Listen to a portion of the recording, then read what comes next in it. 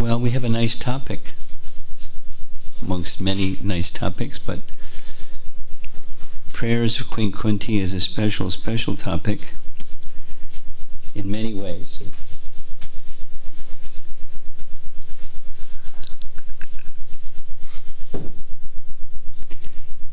Kunti was very dear to Krishna. Krishna was very dear to Kunti. And her understanding, although she, in her prayers, indicates that she doesn't understand him, she does a pretty good job of expressing the transcendental understandings about Krishna's nature. I like Kunti's prayers very much. I think some of you do also. We'll begin.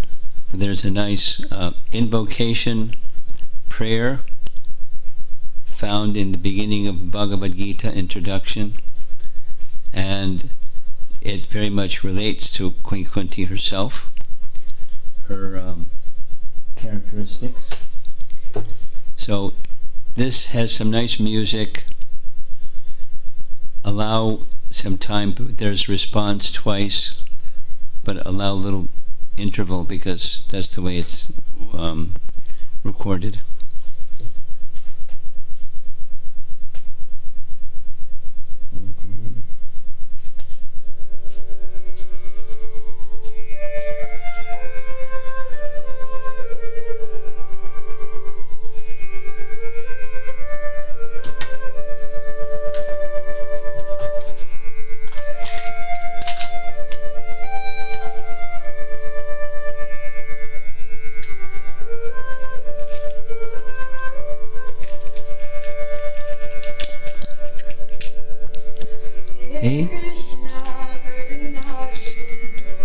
There's a chorus response.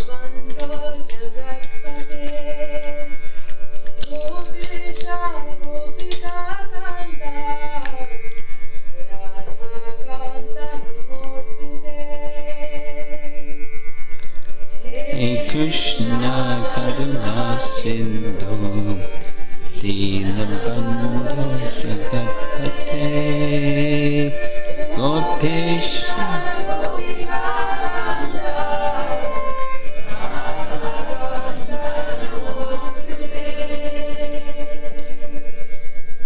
One more time.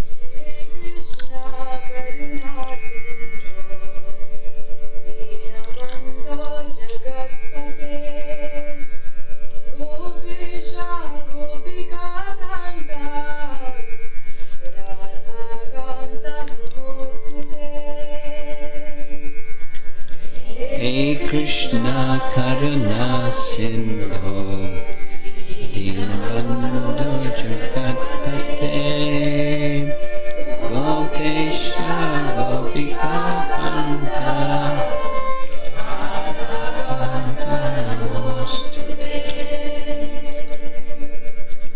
Of course, this invocation prayer can be applicable to so many things, but it's perfect fit for Queen Kunti's prayers.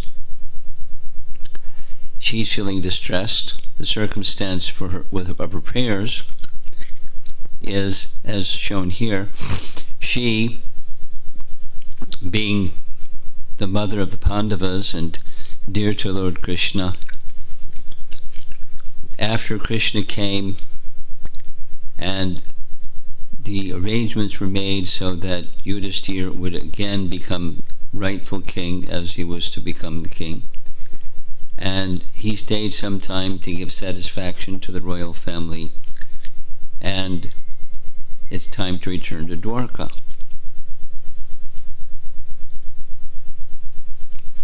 When it's time to return to Dwarka, she doesn't want Krishna to go. Naturally, she's attached to Krishna. She's feeling it's in her prayers. You have attachment. I have attachment to the family in which I was born, the Yadu family and the Yadu dynasty. They're all awaiting you to return.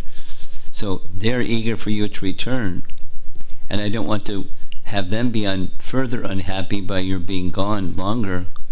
But if you leave, then you're gone from my family, myself and the Pandavas, my sons.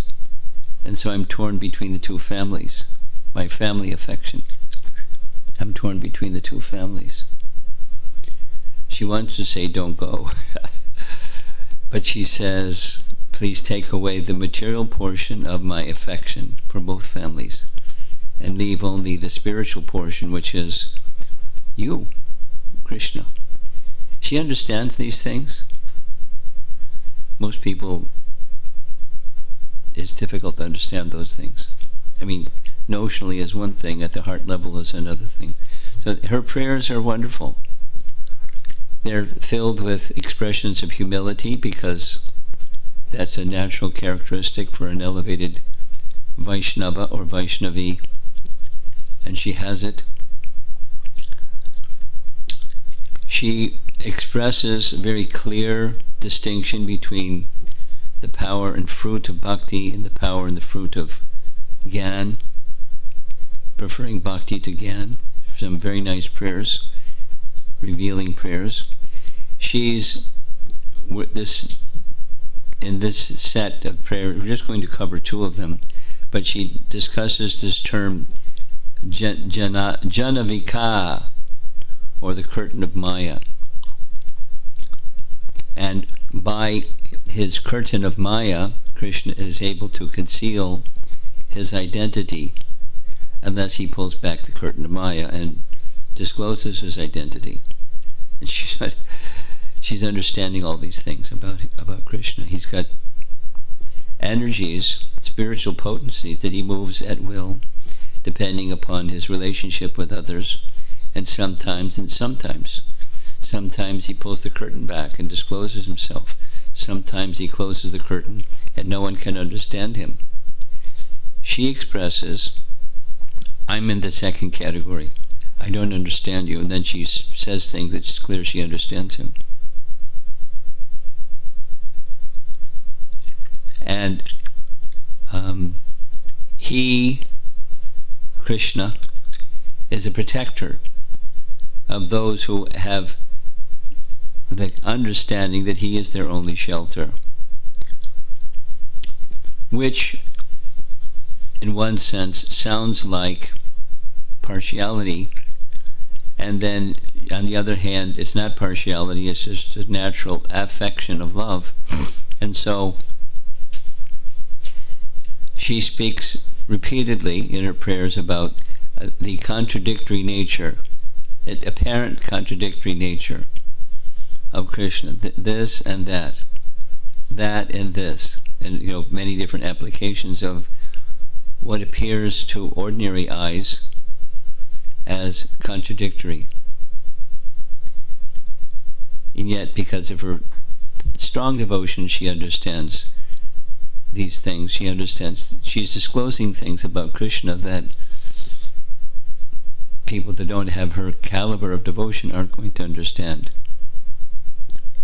So we're going to, I plan to cover the first two verses.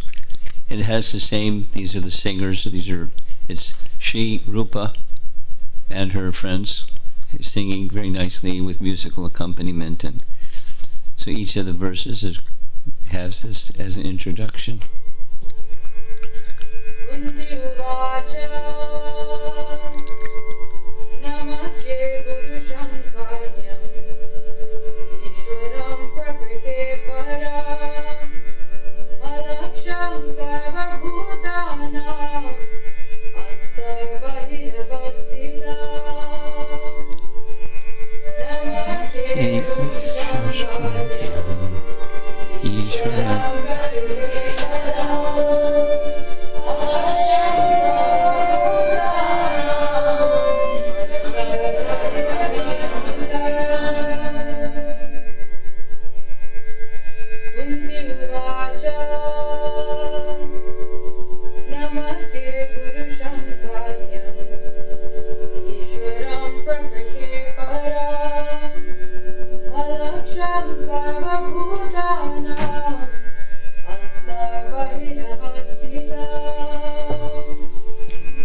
Namasye Purusham Tvadyam Isharam Prakrite Param Alaksham Sarvabhutanam Antar Bahir Avastitam.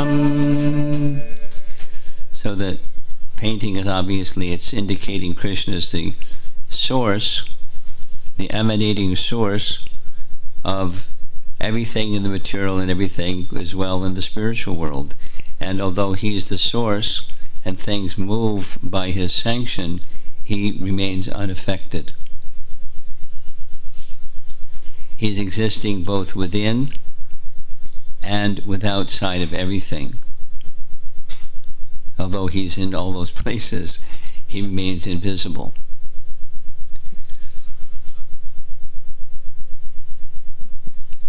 And there are many commentators, because these selected verses are very wonderful. This is Vishwanath Chakrabarti Thakur.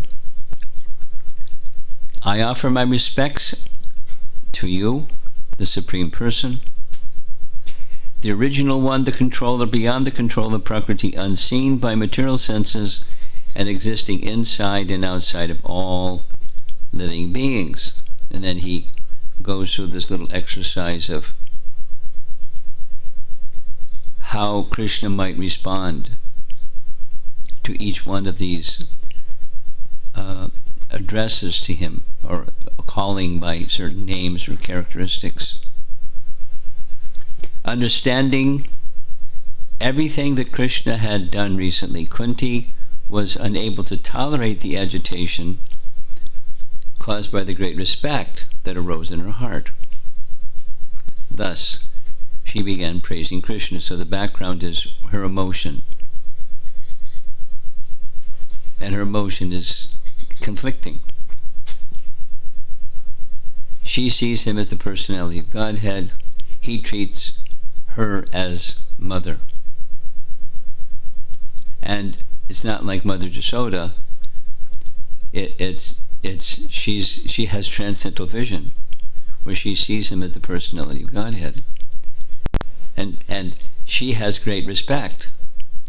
So that great respect that rises in her heart induces her to praise Krishna the way that she's praising Krishna. Praising Krishna this way, Krishna says, but I'm your nephew. Why are you offering me respects? But you are the Supreme Lord, Purusham. Of course I'm a man, Purusham. There's no doubt about that. But you're the first one, Adyam Purusham. Well, all bodies come and go. All souls are original.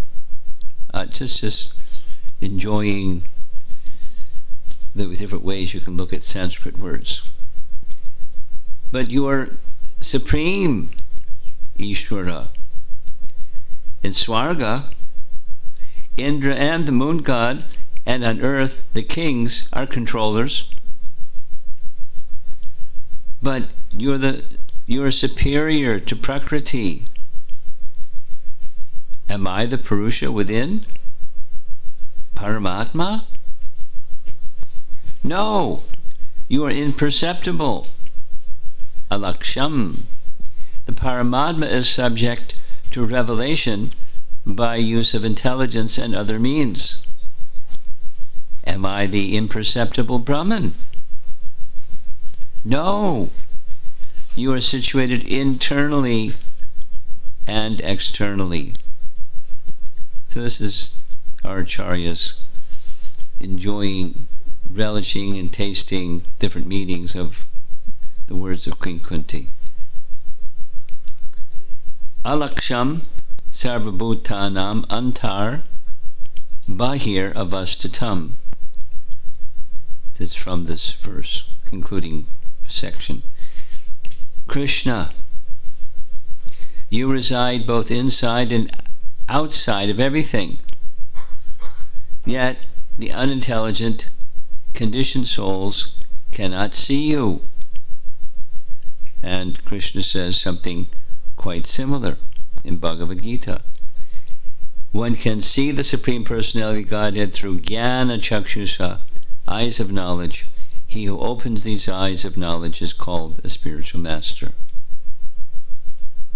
Now this is within the purports, Prabhupada's purport to this verse. Then he's covered by the curtain of Yogamaya, and thus ordinary people cannot understand him. And that's a lead-in for the next verse, text 19.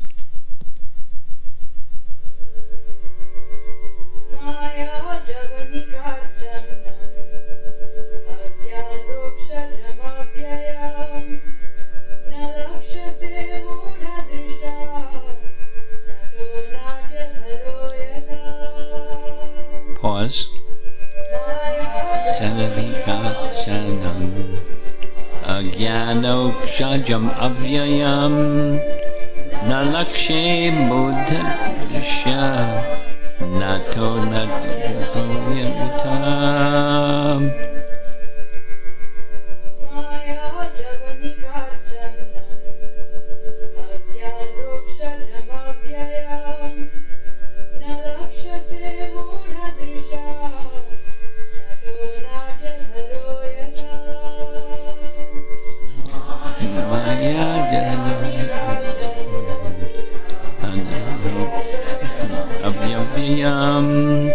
Nalakshe buddhadrisham nanto natya dhatoyata. Being beyond the range of limited sense perception, you are the eternally irreproachable factor covered by the curtain of diluting energy. You are invisible to the foolish observer, exactly like an actor dressed as a player is not recognized. So here's a little illustration of actors with costumes and masks on stage, and because of the costume they look adversarial, but the real person isn't being recognized. So similarly, behind all things, and that means all things, the personality of Godhead is there, cognizant, sanctioning, and not observed, although he's in all these circumstances. And that curtain of Maya is the Maya Shakti. By Krishna's potencies, he does not reveal himself. Of course, he can reveal himself, but to ordinary people he doesn't reveal himself, and instead they see Maya. The illustration's a nice one. In the front of this illustration, there's the three modes of nature: personified goodness, passion, ignorance, the presiding deities of those three modes. And people see differently, incorrectly, but differently incorrectly, because of the influence of Maya. And fortunately, we're hearing from one who is not influenced by Maya. When she understands the influence of Maya, the Maya has influence on others, such that, for example, the classic example, the rope may be mistaken as a snake. And when the rope is mistaken as a snake, there may be fear. But there's no need for fear if you understand the rope is a rope, not a snake. One comparison is in this Maya, or the illusory potency. She has her expansions, and Durga, or Katyayani, is one of those expansions. And celebrated pastime, we all know the pastime, where the gopis, they wanted Krishna as their husband, young girls, and I find it really super fascinating. There was no envy amongst them. They all had the same desire. So they got together and they were doing the same thing together, worshipping Katyayani in order to have Krishna as their husband. Now, we're going to read some text, but Katyayani that they were worshipping isn't Durga, but the internal potency, because only the internal potency can grant Krishna's association. Because they were village girls, they didn't have wealth, they didn't have a nice altar like this in their homes. Rather, they fashioned a deity of Katyayani from the mud from the bottom of the river Jamuna and decorated the mud-shaped figure of Katyayani so that she looked nice. And that's the deity of Katyayani they worshipped. And they were offering prayers to Katyayani in unison, just like we chanted those verses, to have Krishna as their husband. And the pastime, this particular vrata that they observe for 1 month, we're about to begin month of Kartik starting tomorrow. Did you see the moon in the sky? Really bright. Really bright. It's like, yay. So for a whole month, in the coldest month, in Vrindavan it gets very cold in the winter, and the coldest month of the cold winter is really cold, and that's the month that they went by the shore of the Jamuna, and in the dead of night, in the early morning, they took their freezing cold bath in the river Jamuna. After that, they worshipped Katyayani, offering prayers to Katyayani to have Krishna as their husband.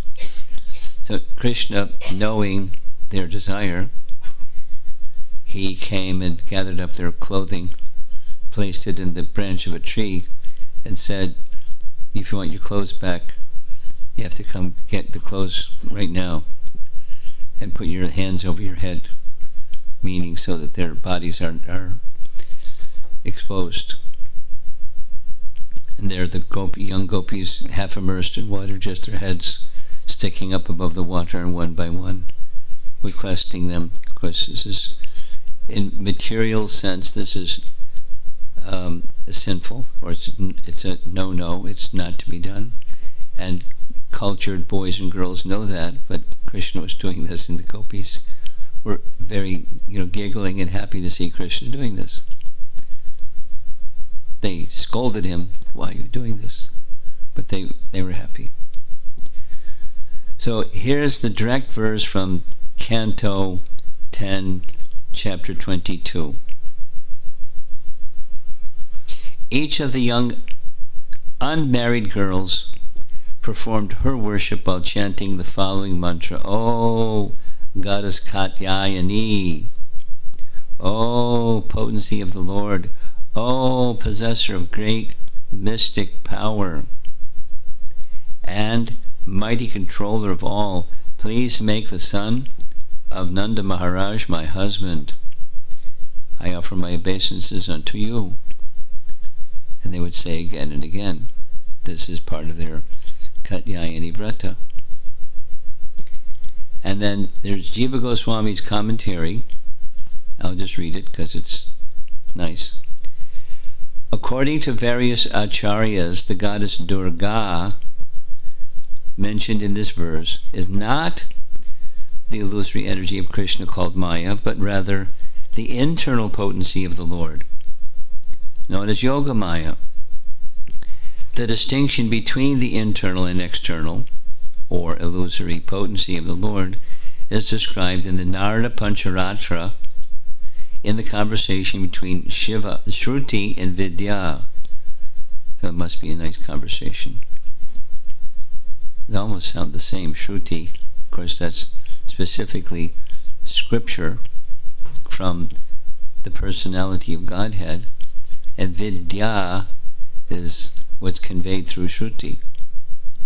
But in any case, they're having a conversation. The Lord's inferior potency, known as Durga, is dedicated to his loving service. Being the Lord's potency, this inferior energy is non-different from him. There is another superior potency whose form is on the same spiritual level as that of God himself. Simply, by scientifically understanding this supreme potency, this is Prabhupada's language, it's not Jiva Goswami. By understanding this supreme potency, one can immediately achieve the supreme soul of all souls, who is the Lord of all lords. There is no other process to achieve him. That supreme potency of the Lord is known as Gokuleshwari, the goddess of Gokula. Her nature is to be completely absorbed in love of God, and through her one can easily obtain the primeval God, the Lord of all that be. This internal potency of the Lord as a covering potency, known as Mahamaya, who rules the material world. In fact, she bewilders the entire universe, and thus everyone within the universe falsely identifies himself with the material body. So it's a war on Maya. And Maya often wins because she's relentless. But Maya can back off if one's commitment and dedication unto the mood of service to Krishna is the case. And in the extreme case, that's the gopis. They have such dedication in the desire to be in Krishna's service that they can do things that others can't do and remain within the internal potency on the strength of their loving devotion. This painting is meant to illustrate their imitating the activities of Krishna and honoring the loving service to Krishna. On the left, one gopi is going mad, thinking of the sound of Krishna's name. Here's Vishwanath Chakrabarti Thakur's commentary on this verse, or part of it.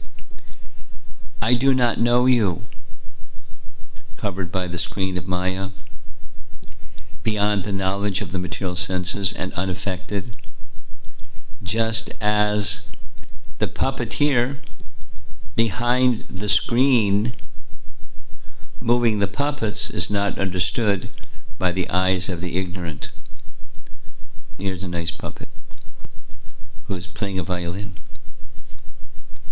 And when someone, a child or someone, doesn't understand the puppeteer behind the puppet, they may think the puppet is just moving. And a little more intelligence, the puppet is only moving because there's a puppeteer. And you can see the strings hanging from above the puppet. Now, I don't know if this puppet actually plays the violin, but it looks like he's trying to do that. Further commentary. Since internally,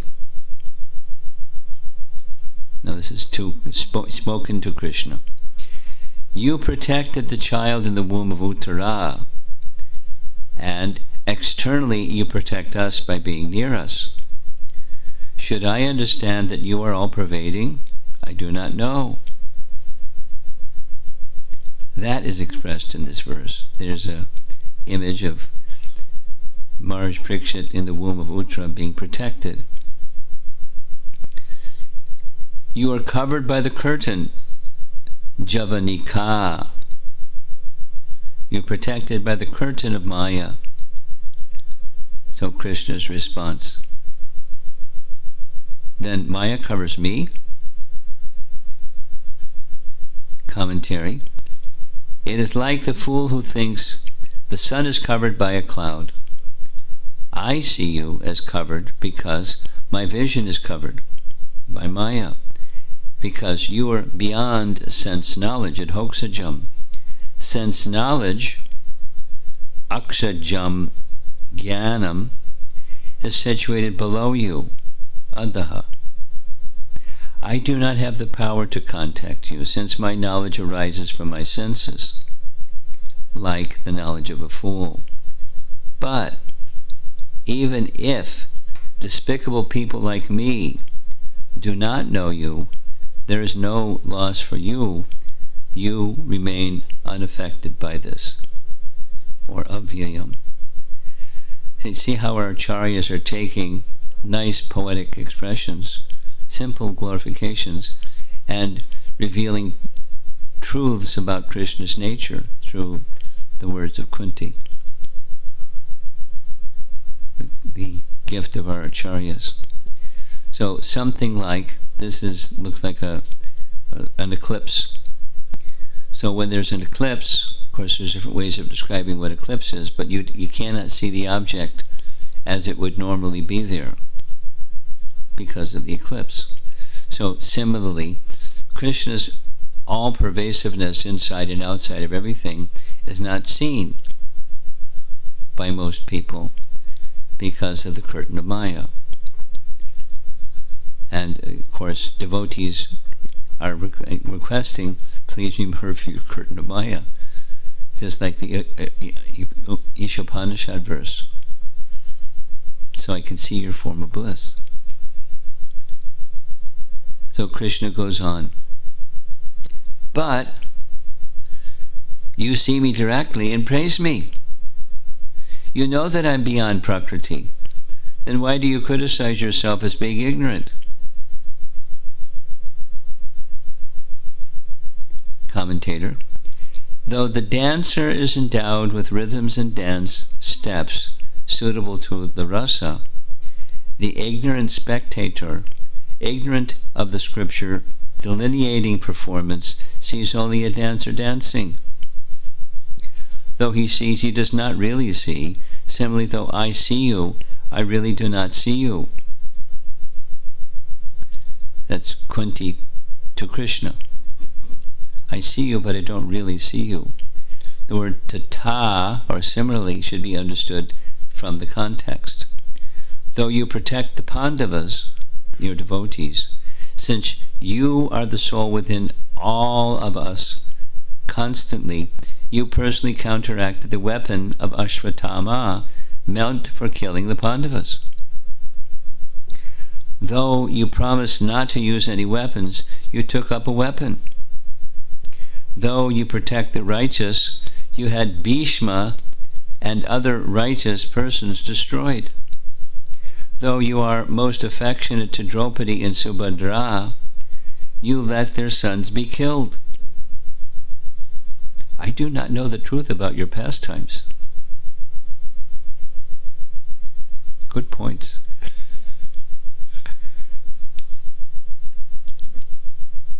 Therefore, this curtain, or the that which discloses or conceals, not discloses, that which conceals his identity, is the curtain of Maya. That is, with things that appear to be this, it's not this. It's that. And those that don't have faith and those that don't have devotion see this. They don't see that. They don't see what's going on. The transcendental nature of Krishna's loving affection is invincible. So when he does things, for the Sunday lecture,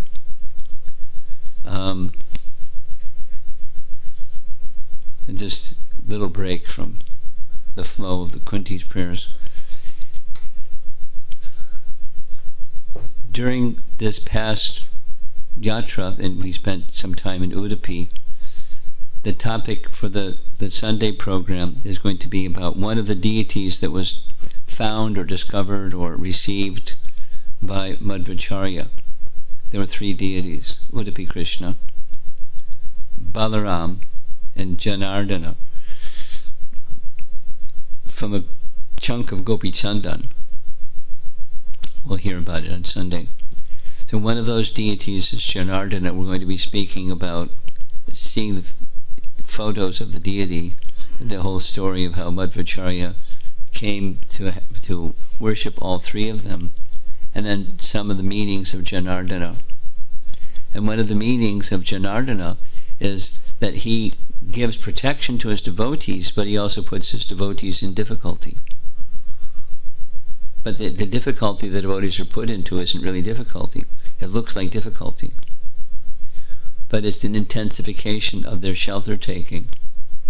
Even his dearmost devotees, the gopis, or the residents of Vrindavan, or you don't have to be the dearmost, it's just different devotees. They're put into difficulty. So it looks like he's not protecting them.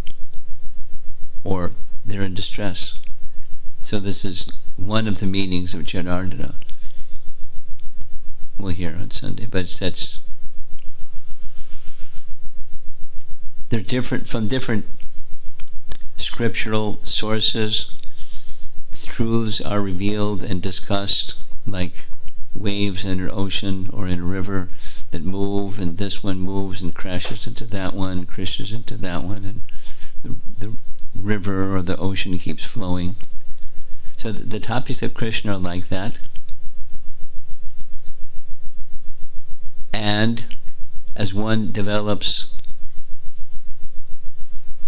a taste for topics of Krishna, then they're very relishable.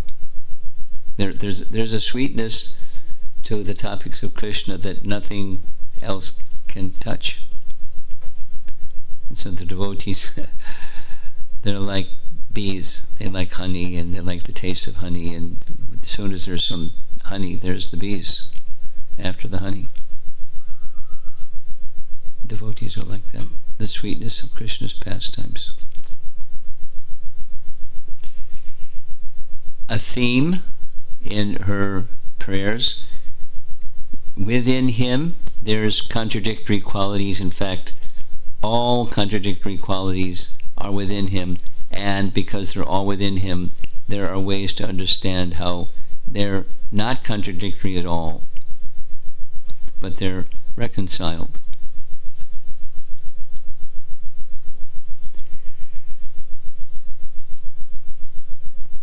So my thought was just to cover these two verses.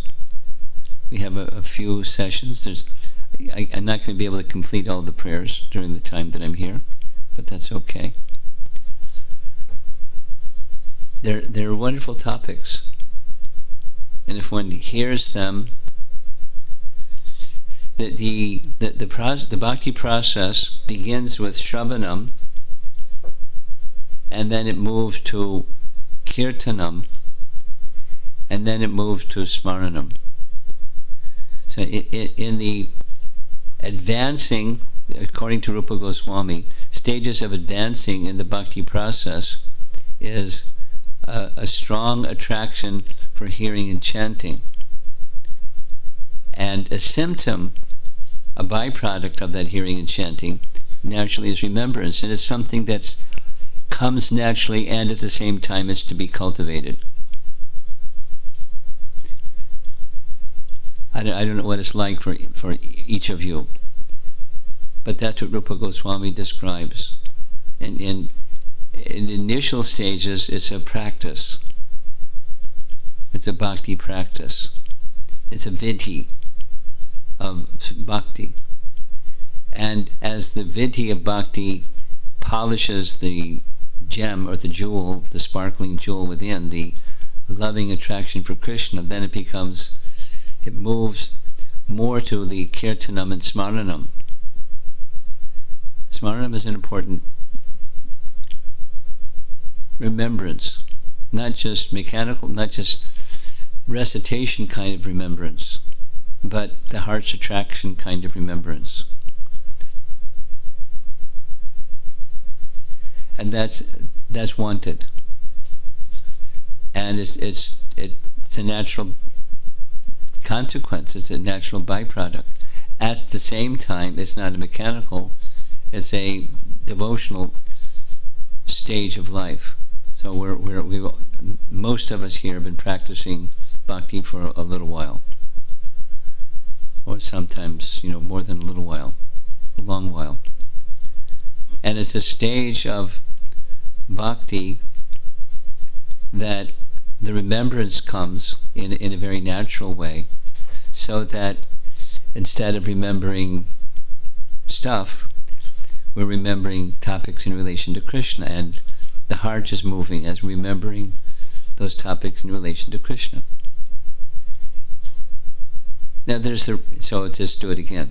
There's the regulative stage, where we regularly, morning and evening, for example, in our standard devotional life, morning and evening, we're having an arti for our deities and some hearing of scripture.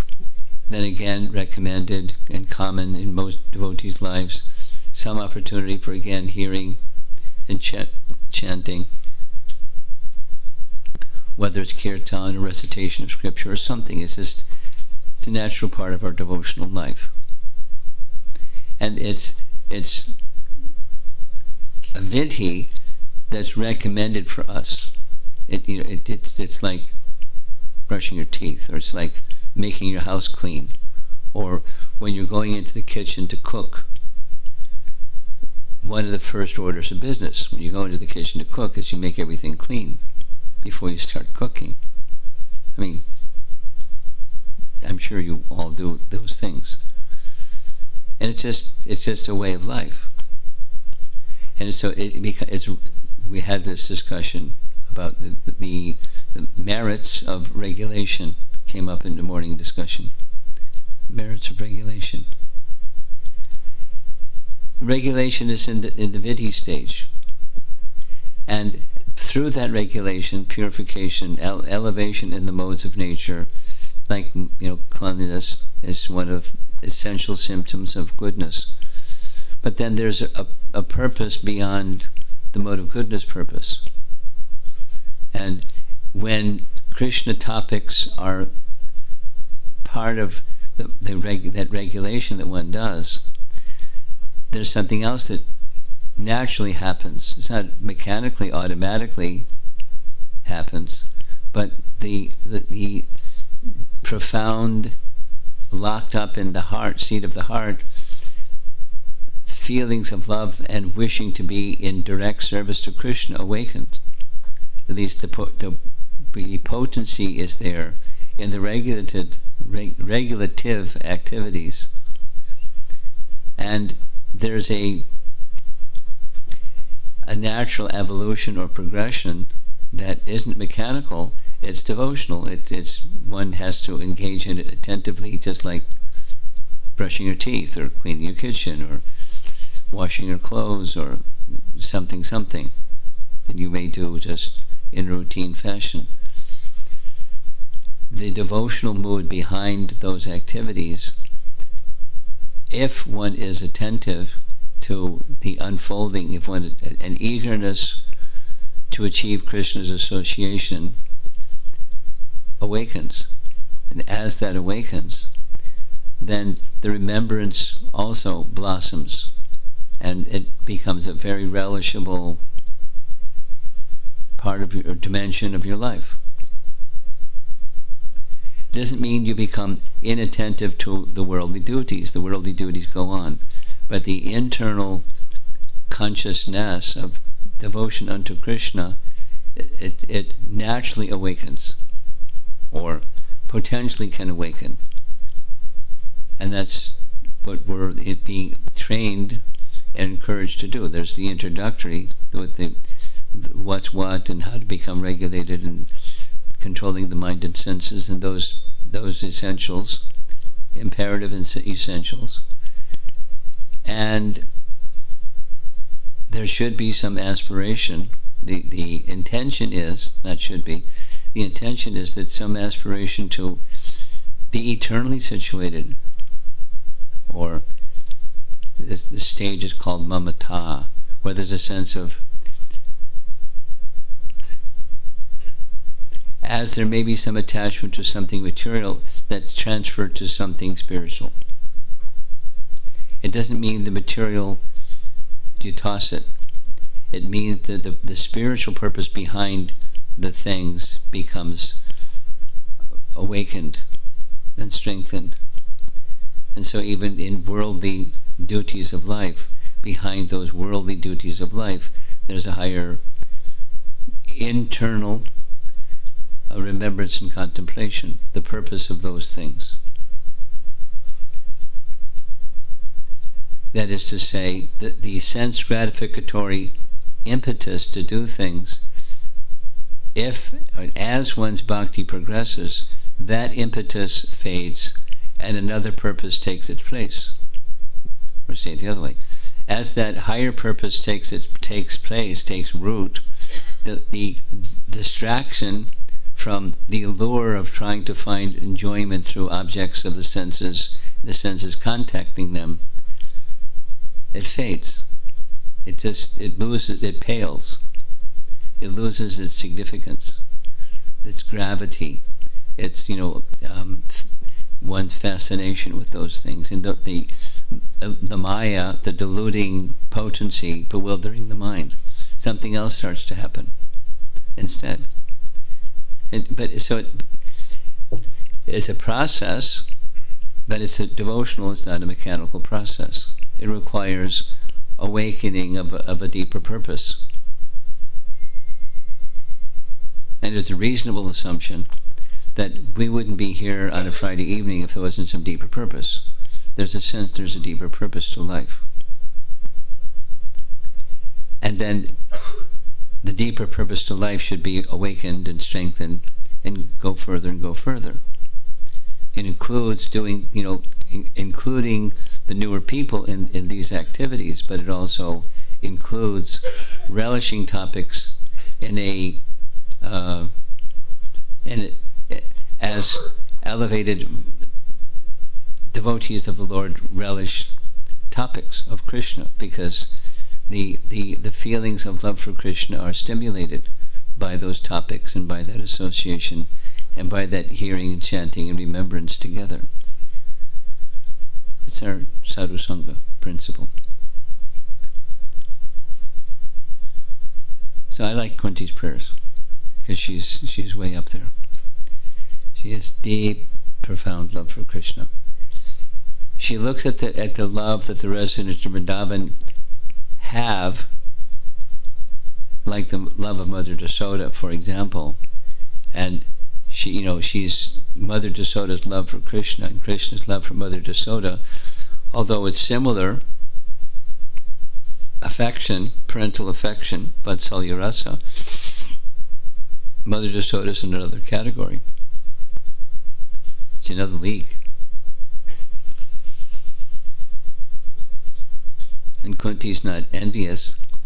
She's appreciating and awestruck by the kind of love that Mother Yasoda has for Krishna, and then in turn how Krishna responds to that kind of love that Mother Yasoda has.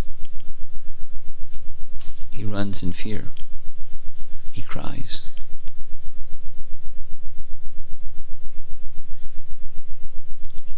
And he's enjoying.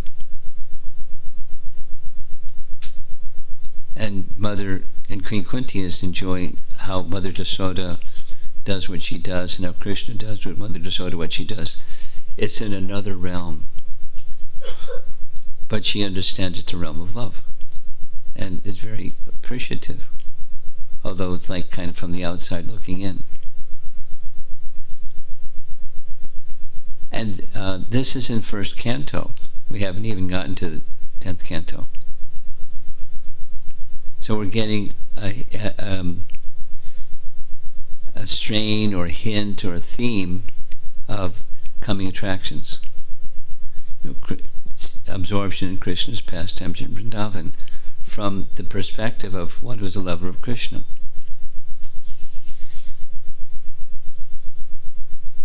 And understands truth about Krishna that it's good for all of us to understand essential truths about Krishna that are not easy to understand.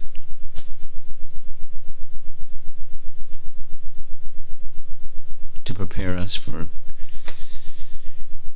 the postgraduate school.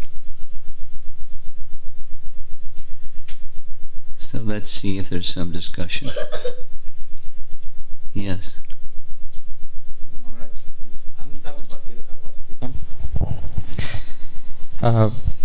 Just before passing away, Bhishma Deva also feels, and he says something to the effect that now I have transcended the misconceptions of dualities with regards to Krishna's presence in everyone's heart.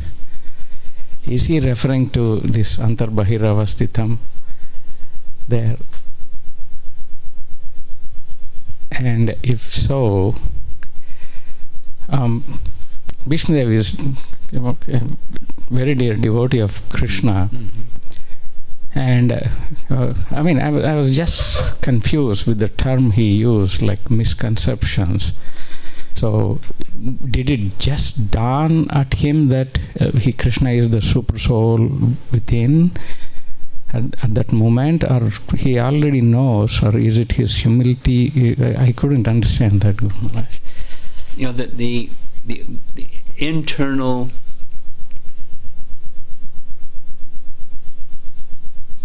experience and realizations based upon that experience of exalted personalities like Grandfather Bhishma, it's a little presumptuous to say this is what he was feeling, and based upon what he was feeling, this is what he intended to say when he said these words. I don't have the capacity, and I'm unaware of any explicit writings from our acharyas on these words mean this. My experience with this kind of thing is different acharyas will have different realizations about a certain phrase or passage from the Bhagavatam. So it can mean different things to different realized, perfected souls.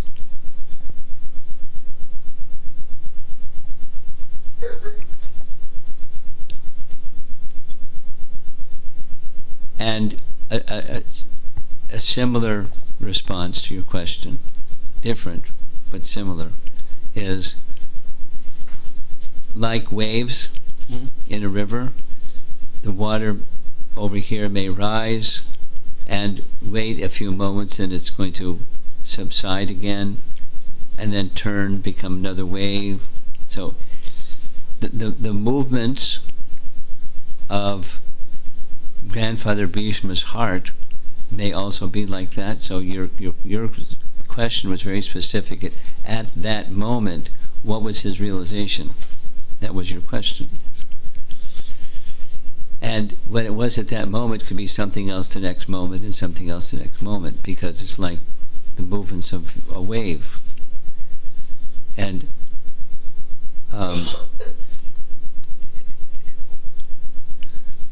one of the lessons about spiritual life is it's dynamic, not static.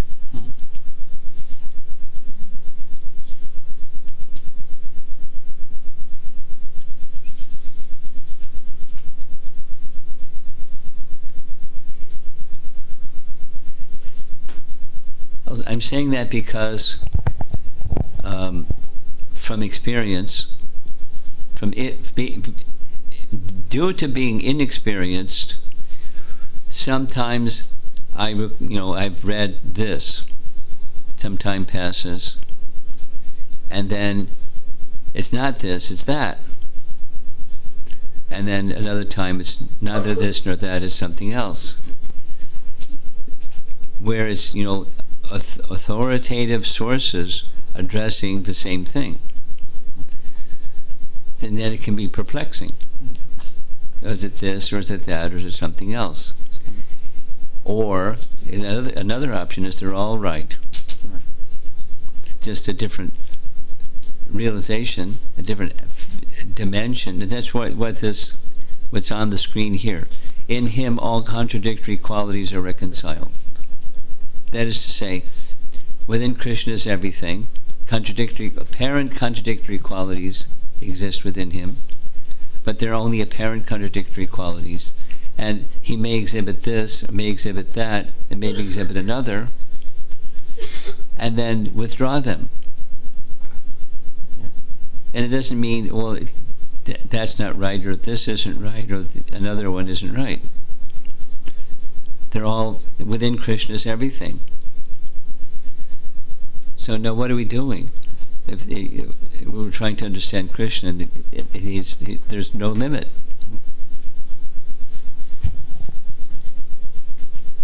And that's part of the objective, is to understand there's no limit. He has his nature, and with his loving nature, he does different things at different times. And there's no fault on his part to do that. And he reveals something to one Vaishnava and doesn't reveal the same thing to another Vaishnava, but reveals another feature of himself to another Vaishnava. And that's within Krishna's power to do that. And when the Vaishnava discloses that which was revealed to them, they're disclosing what was revealed to them. Now, so the standard is find someone that has real bhakti.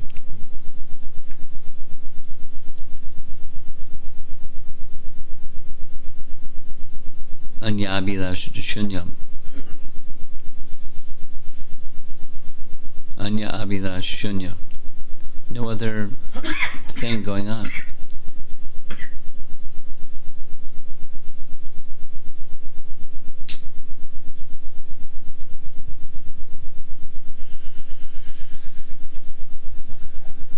I mean, that's a long answer to say, I've not read anything from our acharyas that address your question.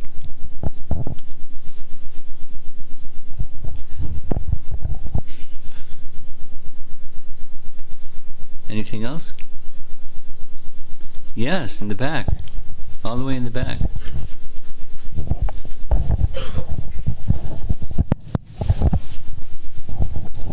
Hare Krishna, my question is, what is Antarbhastatam? Why did what? What is Antarbhastatam? Prabhuji asked the question about Antarbhastatam. So she's asking. I had mentioned that Antarbhahir Avastitam, she is asking the meaning. What's the meaning? Antar means within. Bahir means outside. And avastitam, stitam means to be situated. Krishna is situated within everything and outside of everything. Antar, like Paramatma. Bahir, outside. And he's situated everywhere. Say it negative. There's no place where Krishna is not. Say it positive. Krishna is everywhere. While Krishna is everywhere, he's not everywhere. He has his own separate existence. That's part of the seemingly contradictory features. That is to say, he can be present everywhere by his expansions and its potencies and still have his own abode in Krishna Loka simultaneously. Anyway, I'm over answering your question. Antar, Bahir, Thank you. Avastita. I got it, Prabhuji. Thank you. Okay. You listen very carefully. That's nice. Anything else? Up front? Hare Krishna, Guru Maharaj, please accept my humble obeisances. Guru Maharaj, through Kunti Maharani's prayers, we learned that, although she has motherly love for Krishna, but she's also very much situated in knowledge, like a Paramahansa. Yes. She knows all the qualities of Krishna, like all the contradictory qualities Yes. of Krishna. Yes. And means she, with her great humility, she shows that she has hard time understanding his pastimes, Yes. which are very, very hard to conceive. for her, but I personally myself feel they're very hard to understand too. Yeah. Krishna protected Draupadi. He picked up the weapon to protect Arjuna when he took a oath not to pick up weapons. And whereas Arjuna's son Abhimanyu was killed, and he's also, the nephew of Krishna. So it's very hard to understand, Guru Maharaj. But from Bhagavad Gita we know that to be eligible to go back to Krishna, we should understand his activities.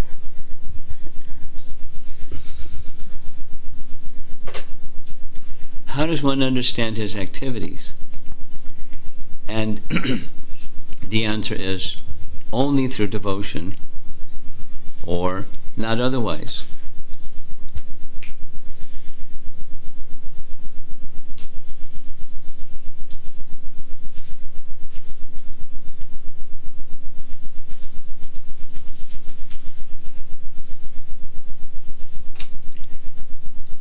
The heart of Krishna is his love,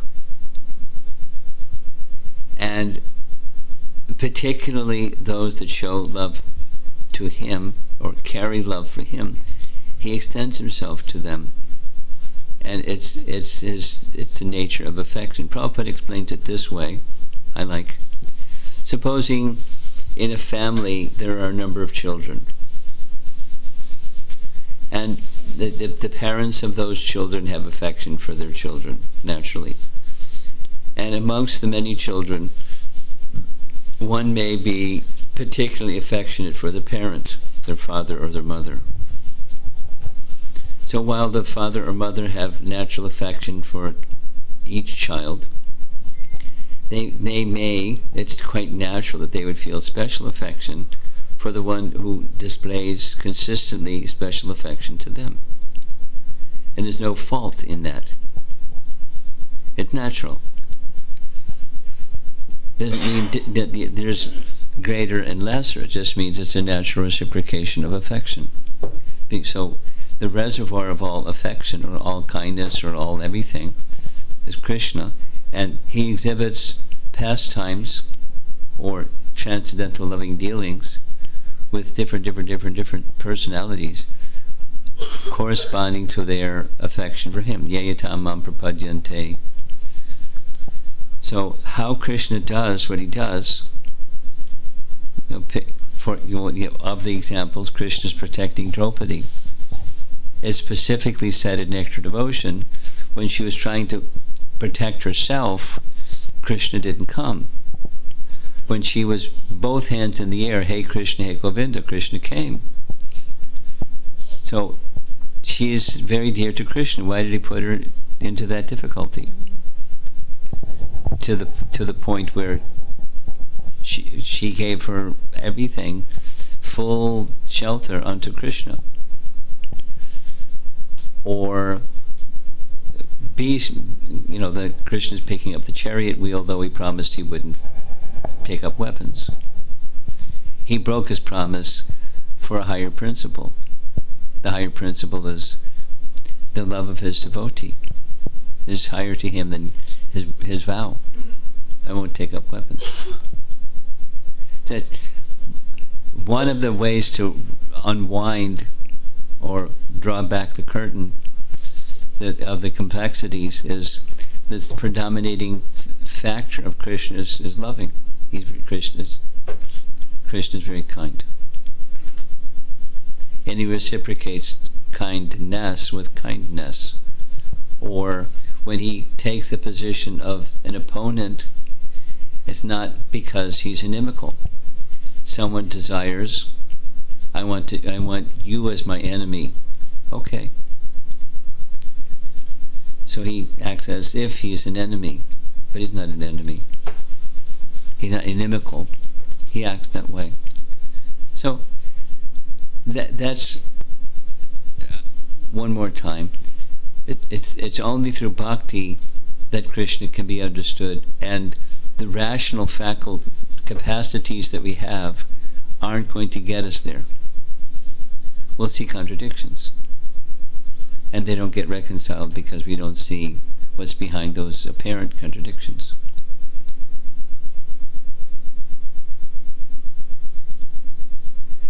And then, then the sharp moralist might say, oh, you people.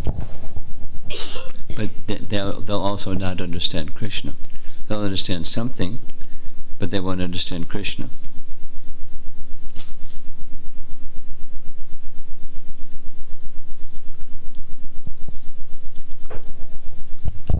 Thank you, Guru Maharaj. Sure.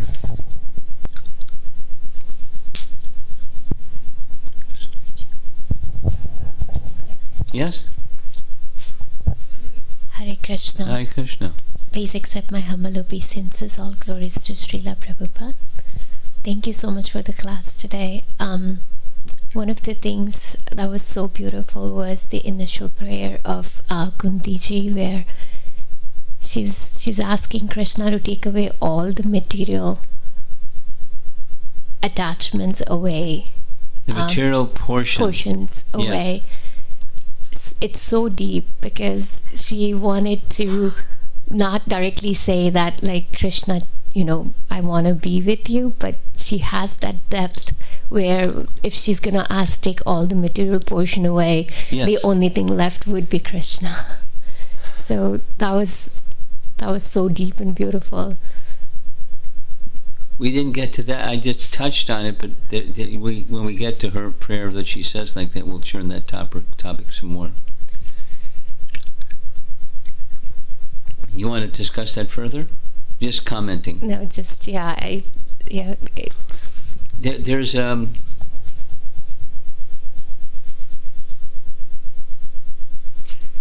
Bhakti Rasamrita Sindhu has some nice Sanskrit words.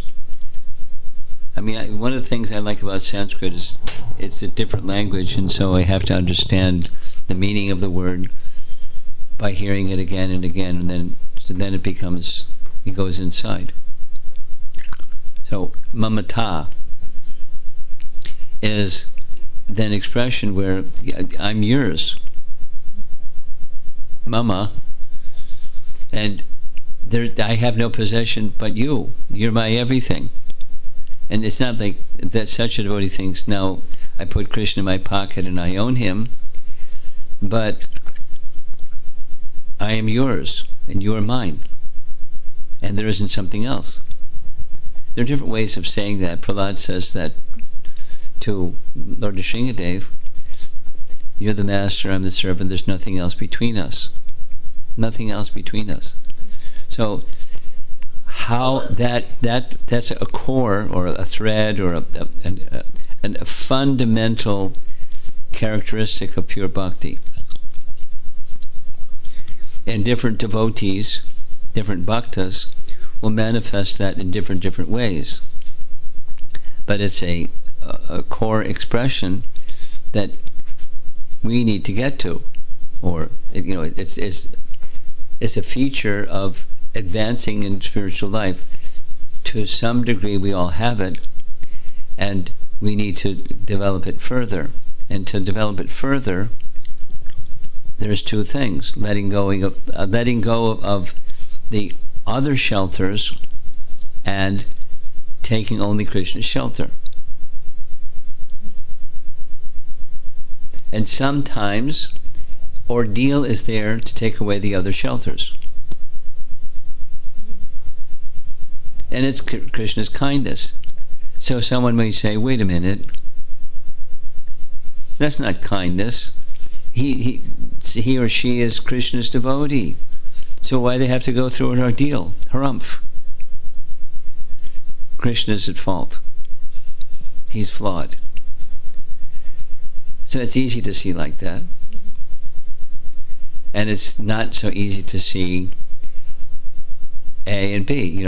I've got my blind spots. I'm clinging to expectations for happiness in the realm of the temporary. Now some of it's easy to see and some of it's not so easy to see. But the bhakti process is to qualify us to go back to Godhead, where there isn't any other shelter. Ananya Bhak. undivided devotion. So that's special. Kunti is one of many role models.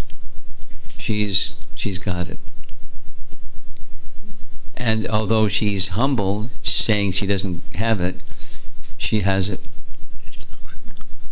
She's looking to others without envy, appreciating others have it to a greater degree than she has it. Like her appreciation for Mother Yasoda. And again, it's pointing in Canto 1, pointing to Krishna's pastimes in Vrindavan as most exalted.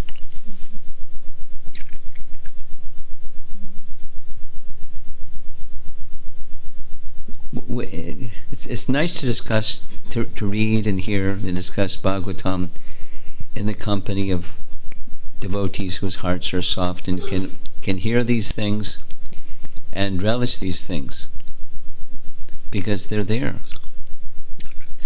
The whole of the Bhagavatam is pointing to that same standard of unmixed devotion.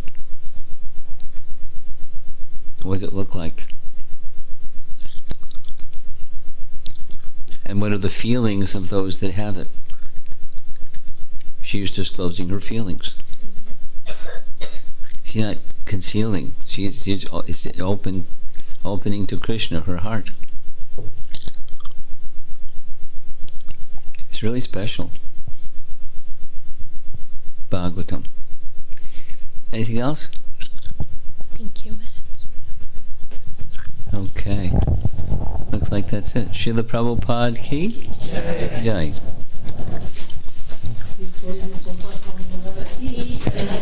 Continued tomorrow.